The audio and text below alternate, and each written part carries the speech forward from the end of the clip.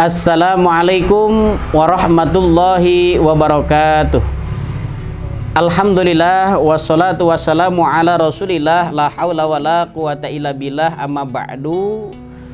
Para jamaah yang saya muliakan dan yang saya banggakan, ada hadis Rasul yang dinukil dalam kitab Tanqihul Qaul. Ini menarik karena di dalam hadis tersebut, Masya Allah, ini berkaitan sekali dengan Ramadan yang kita jalani ini. Apalagi ini sekarang di musim bulan Ramadan yang dimana pahala oleh Allah dilipat gandakan, para jamaah. Ini juga berpengaruh terhadap amaliyah-amaliyah kecil. Jadi di bulan Ramadan ini tidak hanya amaliyah besar saja seperti membaca Al-Quran, sholat tahajud, tilawah, dan lain-lain sebagainya. Amaliyah-amaliyah kecil pun akan Allah lipat gandakan. Biasa kita sedekah, membaca Al-Quran, tahajud, itu biasa. Tapi ini ada hadis Rasulullah SAW yang kita amalkan, insya Allah kita akan selamat dunia dan akhirat. Gimana bunyi hadisnya? Man tawaddu'a li sholati wa sholat kafarallahu dunubahu. Barang siapa yang hendak sholat kemudian berdoa, dan sebelum berdoa dan sholat itu diawali dengan berwudu secara sempurna, maka Allah akan mengampuni dosanya. Itu yang pertama. Dan yang kedua yang luar biasanya, barang siapa yang memperbaiki wudunya kemudian Allah nasibkan fa'adrakahul maut, maka dia dinasibkan mati, meninggal pada malam harinya, maka orang tersebut bahwa indallahi syahidun. Maka orang yang mati diawali dengan berwudu tersebut, orang tersebut akan dikategorikan sebagai matinya mati syahid. Makanya di bulan yang penuh mulia ini banyak hikmah, banyak yang kita gali, banyak yang harus kita pelajari. Di antaranya tadi yang biasanya kita jarang wudhu sebelum tidur, dengan adanya Ramadan ini ditemukannya hadis dalam kitab Tanqihul Qaul. Barang siapa yang berwudhu sebelum tidurnya kemudian bernasib meninggal sebelum dia bangun, maka Allah nasibkan ia sebagai orang yang mati syahid. Maka saya himbau kepada jamaah hadirin, marilah terus mendawamkan wudhu. Rasulullah SAW contohnya, Rasulullah kalau tidak salah tidak pernah putus wudhunya sampai akhir hayatnya, Masya Allah. Bahkan dicontoh oleh ulama-ulama kita, ulama-ulama Banten, contohnya Syekh Nawawi Tanara atau Syekh Nawawi Al-Bantani.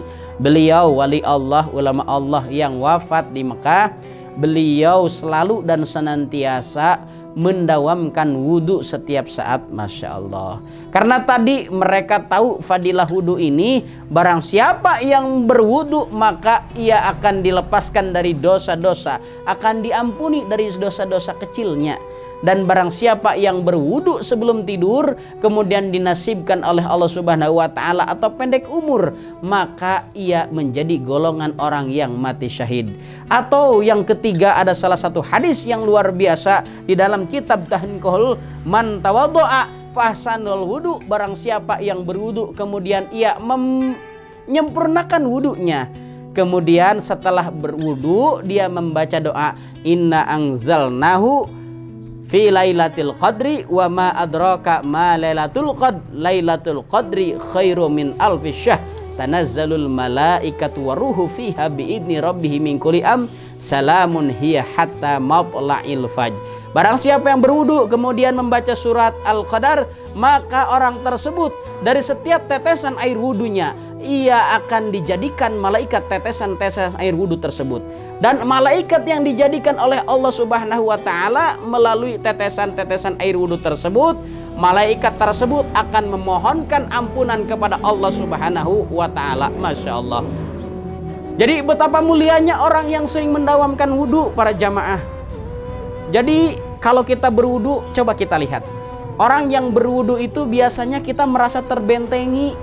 Bener gak? Orang yang berwudu itu merasa terlindungi. Beda kalau kita tidak berwudu. Kalau kita tidak berwudu kan bebas aja, tapi kalau berwudu kita merasa dalam perlindungan Allah Subhanahu wa taala. 3 perkara tadi yang penting.